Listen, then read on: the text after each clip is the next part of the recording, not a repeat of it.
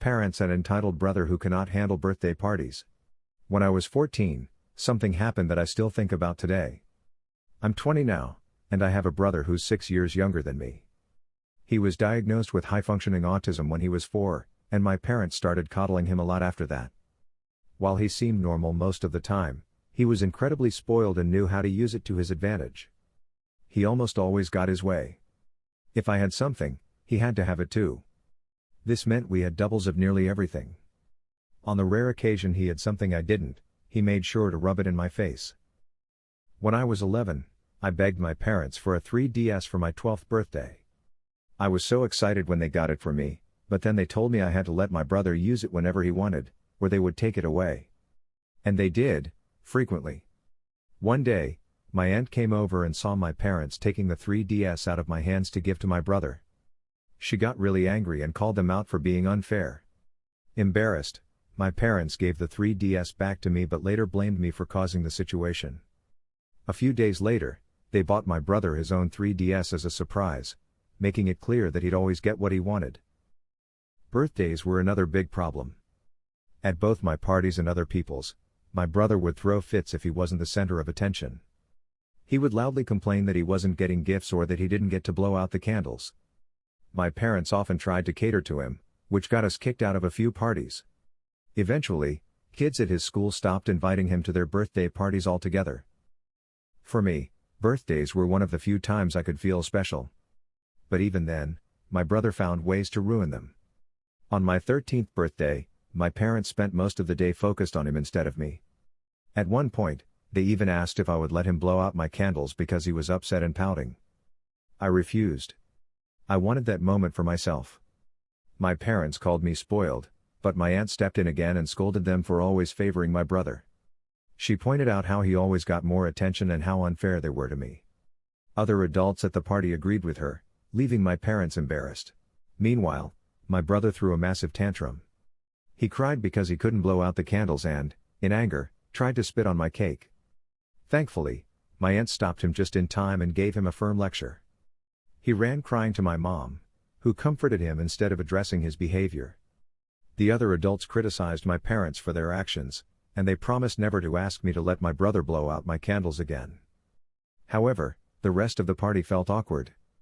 My parents barely participated after that, and my aunt took over to make sure I had a good time. Without her, my birthday would have been completely ruined. The following year, a couple of weeks before my birthday, my parents sat me down. They said I'd still get a few gifts and a small cake, but they were canceling my party to avoid another meltdown from my brother. I was shocked and told them I couldn't believe they were doing this to me. They just shrugged it off as if it didn't matter. At school, I told my friends, teachers, and even my school counselor about what happened. Everyone was appalled by my parents' behavior. The vice principal even heard about it and offered me some comfort. Word spread, and eventually, my parents found out through social media. They were furious and grounded me for telling so many people. They also tried to gaslight me, saying I was overreacting. But I didn't stop. I kept telling people at school that I was grounded just for being upset about my birthday being cancelled. Things escalated from there. Some of my parents' friends and other parents from my school started calling and messaging them, asking what was wrong with them. The pressure must have gotten to them because they suddenly ended my grounding. My dad came into my room with his arms crossed and said, "You're not grounded anymore," then walked out. That was it. No apology, no explanation. I thought the party was still cancelled because no one said anything about it. My brother found the situation hilarious and kept rubbing it in my face that I wasn't getting to celebrate my birthday. This experience was just one of many times where my parents put my brother's wants and needs above mine. It felt like my life revolved around him, and if he didn't get his way, everything turned into a huge ordeal. While I've learned to stand up for myself over the years, their favoritism left a lasting impact on me. Looking back, I'm incredibly grateful for my aunt. She was the only one who stood up for me when my parents wouldn't. Without her, even the small moments that were supposed to be mine would have been completely overshadowed by my brother. By the end of those 2 weeks, my parents surprised me with a birthday party at my favorite restaurant. They started claiming this had been their plan all along, but I knew it wasn't true. Everyone was upset with them for canceling my party, and it showed in how family members interacted with them. It was clear they threw the surprise party to try to salvage their reputation. I'm sure they spent a lot of money to make it happen. That night, I got to enjoy dinner with my friends at a restaurant that had a small arcade, and I even received the PS4 system I had been dreaming of. Everything about the event seemed rushed and last minute. My dad's annoyed expression gave it away, and my aunt jokingly said he looked like a moth had flown out of his wallet. My brother, of course, wasn't happy about the party. He threw a huge tantrum, especially when he saw the cake and gifts. At one point, he even tried to push my cake off the table. Thankfully, with so many parents and my friends around, my mom and dad finally put their foot down. For the first time since he was a toddler, my brother got a timeout. My mom stayed with him to make sure he didn't cause more trouble. He tried multiple times to escape and run back to the cake or presents, but at least one adult was always on guard to stop him. Even my dad took a turn standing watch. Eventually, my mom had to remove him from the party entirely. She took him to a nearby McDonald's so he could play in the play area. Later, I heard it took her over an hour to get him out of the play structure. He only came down because he had to use the bathroom but then tried to climb back up again. After that incident, my parents never tried to cancel my birthday again while I was still living with them. However, they never put as much effort into my parties again. For the remaining 4 years I lived at home, my birthdays were much simpler. We'd celebrate at a local pizza parlor with a basic cake, which didn't even have my name on it. I never got another expensive gift like the PS4 either. I don't want to sound ungrateful, but it did bother me that my cakes didn't have my name on them anymore. Each year, my aunt called out my parents for this. They always claimed they forgot to have the cake decorated, but I don't think that was true. My brother had a habit of refusing to eat any cake with someone else's name on it. They couldn't put his name on my cake either because it would have looked terrible. Even so, I was grateful I still got a day to celebrate that was just about me. That was rare in a household where nearly everything revolved around my brother. During each of my remaining birthday parties, my brother would cause a scene, and my mom would end up taking him somewhere else to calm him down. Even though I was still required to share my PS4 with him, it was technically mine, and I made sure to take it with me when I moved out at 18. My brother threw a massive fit about that, and my parents eventually bought him his own PS4 to pacify him. Once I moved out, my parents finally had to deal with the consequences of how they had spoiled my brother. They couldn't rely on me to help anymore. On his recent 14th birthday, he went ballistic because they didn't buy him a PS5. His tantrum caused hundreds, maybe even thousands, of dollars in damage. He picked up a chair and smashed anything in his path. When I saw my parents afterward, they looked completely drained. My aunt told me they had even confessed to her that they wish they could send my brother to military or boarding school because they can't handle him anymore. Unfortunately for them, they can't afford it. I'd be lying if I said I didn't find it a little ironic. My parents had enabled his behavior for years, justifying it by saying he was high-functioning autistic. But the excessive spoiling backfired in every way. It didn't work with people outside our family either. When my brother was about 6 or 7, a boy in our neighborhood invited him to a birthday party. I think the invite was mostly because they knew my parents would bring a gift, rather than genuine friendship. Looking back, I can't say I'm surprised things turned out the way they did. My brother's behavior became a massive issue because my parents refused to set boundaries when he was younger. While I'm grateful I had some good moments, especially thanks to my aunt's support, it's clear that the environment at home was unhealthy. Even now, my brother's actions continue to create problems, but at least I've managed to distance myself from it. Another incident I want to mention happened when my brother was around 6 or 7 years old. A boy from down the street was having a birthday party and invited my brother. They were somewhat family friends, but it was likely more because the family knew my parents would show up with a gift, which they did. They brought me along too, even though I would have preferred to stay home and play video games. I wasn't interested in the party and spent most of the time sitting quietly, so I had a front row seat to everything that happened. It started with my brother picking up gifts from the table and shaking them. The birthday boy's mother saw him and asked him to stop. My parents tried to defend him, saying he was harmless, but the mother wasn't convinced. She knew my brother's tendencies and insisted that my parents move him away from the presents. Next, there were some games for the kids to play. I don't remember what the games were, but I do recall my brother trying to make himself the center of attention. The birthday boy was given the first pick or turn in each game since it was his special day, but my brother threw a fit because he wasn't first. My parents even asked the birthday boy's mother if my brother could take the first turns instead. She not only refused but warned them to get him under control or we'd all have to leave. Things escalated during the cake cutting. The birthday boy's mother lit the candles, and the adults started singing happy birthday. As soon as they sang the boy's name, my brother had a tantrum. He grabbed the edge of the table and started shaking it violently. My parents restrained him briefly, and then my mom went to talk to the birthday boy's mother. Whatever she said must have been outrageous because the woman looked absolutely disgusted. Later, I found out my mom had asked if my brother could blow out the candles first and then let them redo the song. The birthday boy's mom refused and told us it would be best if we left. Before we could leave, my brother lost it. He ran up to the table and shoved the cake straight into the birthday boy's face with his arm, completely destroying it. The room went silent for a few seconds, and then some kids started laughing, while others began crying when they realized there wouldn't be any cake.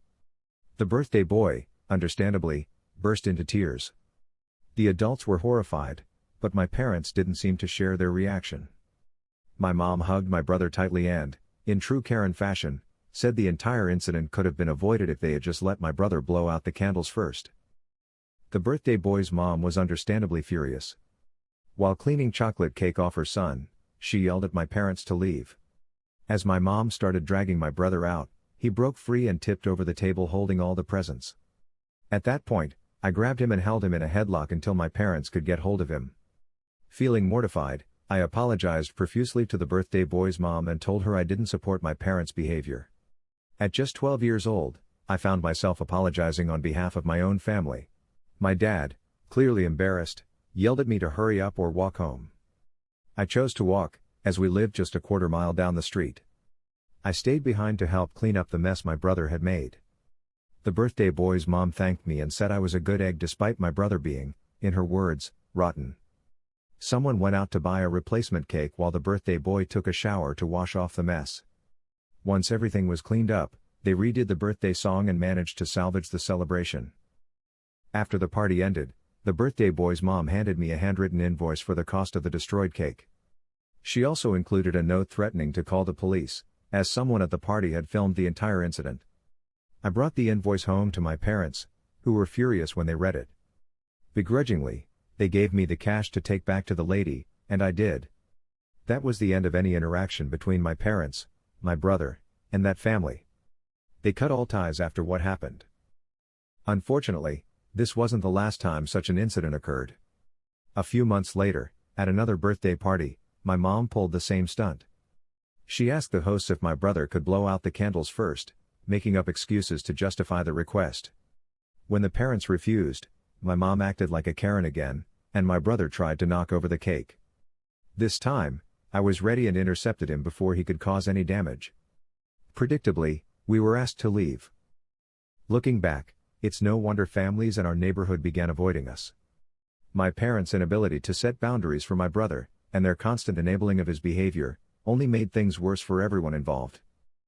After that disastrous incident at the neighbor's birthday party, my brother was no longer invited to any parties outside of family events. Things only got worse when, on my 13th birthday later that same year, my parents tried to make me let my brother blow out my candles. My aunt, however, wasn't having it and tore into them for even suggesting it. From then on, my parents seemed to decide that if I couldn't share, I shouldn't have a party at all. As anyone familiar with my earlier stories knows, their attempt to cancel my 14th birthday didn't exactly go as planned. By the time I turned 17, I had saved enough money from my part-time job to buy a used mini bike. It wasn't fancy, but it got me to work and back. The bike became an immediate target for my brother, who had grown accustomed to demanding and getting whatever I had, thanks to my parents' indulgence. While they'd stopped forcing me to hand over my belongings after the 14th birthday fiasco, that didn't stop my brother from throwing tantrums whenever I told him no. These tantrums were epic. He'd grab anything within reach, usually dishes, and smash them. My parents even started buying plates from second-hand stores just to keep up with the constant destruction. When it came to my mini bike, I drew a firm line. My brother wasn't allowed anywhere near it. He was destructive with his own belongings, and I had no intention of letting him ruin something I'd worked hard to buy. His BMX bike was a perfect example of his carelessness. He begged my parents for an expensive stunt BMX, and they spent hundreds of dollars on it. Yet, he never bothered to take care of it or fix it when it broke. That responsibility always fell on me.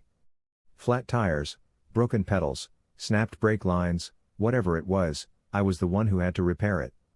My parents supplied the parts and tools, but my brother never even tried to do the work himself. He was also careless about where he left the bike. Once, he abandoned it in a neighbor's driveway, and the handlebars got run over by a van. Another time, he broke the rear brake line in a fit of rage.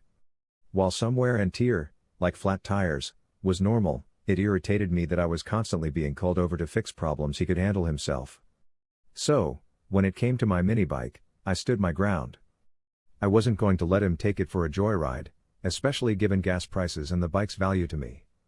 It got excellent mileage, 60 miles per gallon, and was perfect for my 5-mile commute.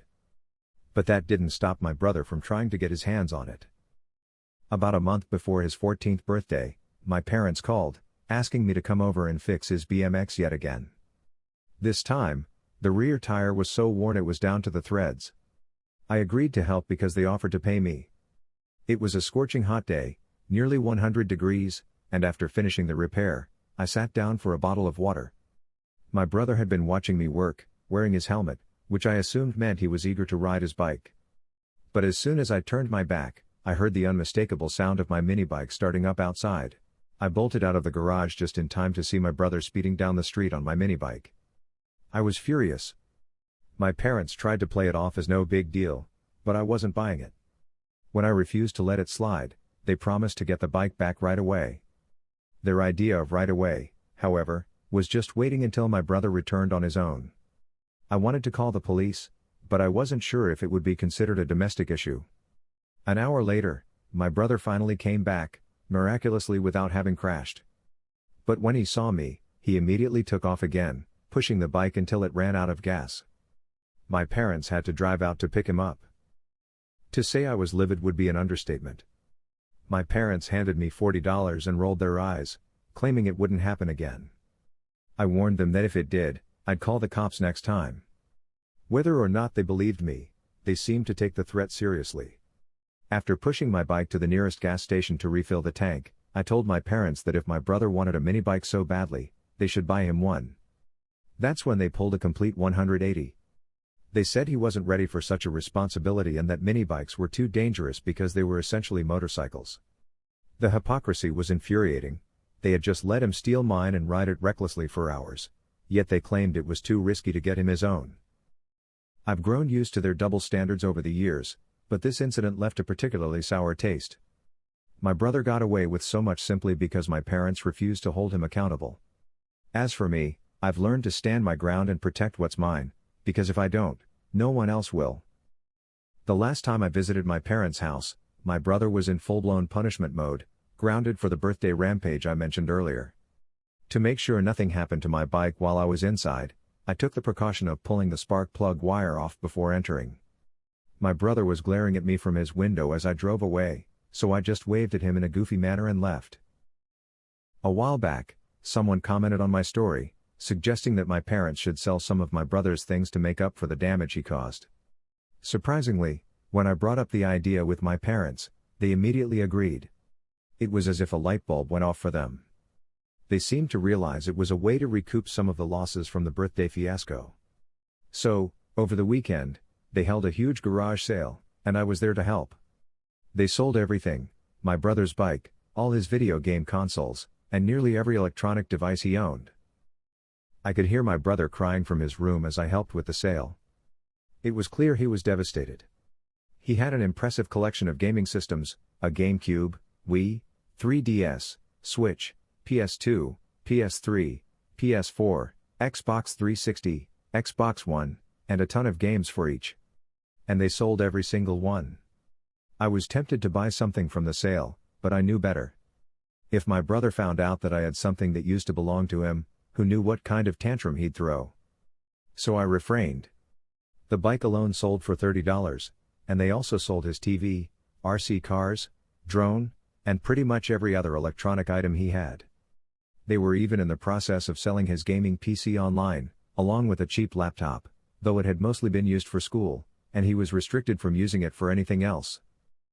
My parents told me that they had stripped his room of everything except the essentials. While I was visiting during the sale, my brother briefly left his room, saw me, and immediately ran back inside, crying loudly. I could tell right away it was fake crying. It was something I had heard many times before. My parents weren't fooled either, and they didn't give in to his act. I asked if they were going to send him to therapy, and they admitted they had no choice but to do so. They even acknowledged that they were responsible for enabling his behavior for so long. I could have rubbed it in their faces, but I didn't need to. I think the look on my face was enough to make them realize the gravity of the situation. For years, they had been in deep denial about how badly they had parented.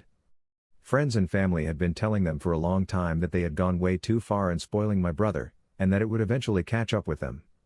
Now, it seemed like that moment had come. They knew it could mean my brother might not be able to function as an adult, and if that happened, he'd expect someone to take care of him for the rest of his life. I had made it clear that I would not be that person when they got too old to care for him. Over the next few weeks, my brother showed little improvement. He continued to act out, throwing tantrums, fake crying, and getting into trouble at school. He even stole another kid's cell phone and was caught playing on it in his closet. My parents had to return it to the school to figure out who it belonged to. That's when I suggested holding a family intervention. At first, my parents were hesitant, but eventually, they agreed. I think they knew the intervention would put the spotlight on their poor parenting as much as it would on my brother's behavior. On the designated day, we gathered a group of close family members and friends at my parents' house. We formed a circle of chairs in the living room, and my brother was not yet in the room. My aunt spoke first. She had written a long speech, and she didn't hold back. My parents tried to interrupt a few times, but she silenced them.